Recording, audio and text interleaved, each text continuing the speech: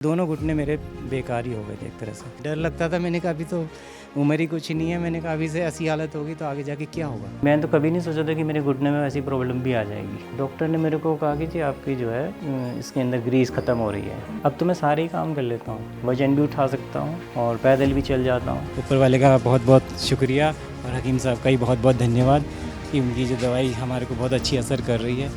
उसके लिए हम हकीम साहब का बहुत तहे दिल से शुक्रिया अदा करते हैं। मेरे को दरअसल सारी प्रॉब्लम थी मेरी घुटनों में।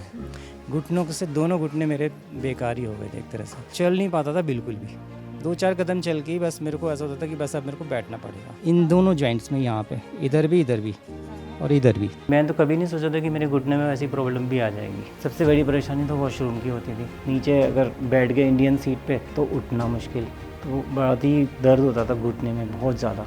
तो मैंने डॉक्टर का ट्रीटमेंट भी करा लेकिन इतना आराम नहीं है। डॉक्टर ने मेरे को कहा कि जी आपकी जो है इसके अंदर ग्रीस ख़त्म हो रही है।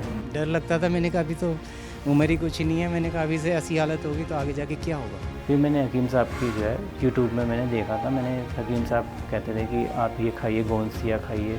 मैंने स्टार्ट कर दिया था मंगवा कर, खाई तो मेरे को फ़र्क लगा। अब तो मैं सारे ही काम कर लेता हूँ, वजन भी उठा सकता हूँ और पैदल भी चल जाता हूँ। मैं तो यही कहूँगा जी, जिसको भी तकलीफ़ है घुटने की तो वो गोंसिया इस्तेमाल करें। हकीम साहब का बहुत बहुत एहसान है हमारे ऊपर, ताकि हमारे बीवी बच्चे भी बहुत एहसानमंद हैं उनके। अगर हकीम साहब से ना मुलाकात होती है हमारी तो हम बहुत परेशान ही रहते हैं, अभी तक ही परेशान रहते हैं। ऊपर वाले का बहुत बहुत शुक्रिया और हकीम साहब का ही बहुत बहुत धन्यवाद कि उनकी जो दवाई हमारे को बहुत अच्छी असर कर रही है।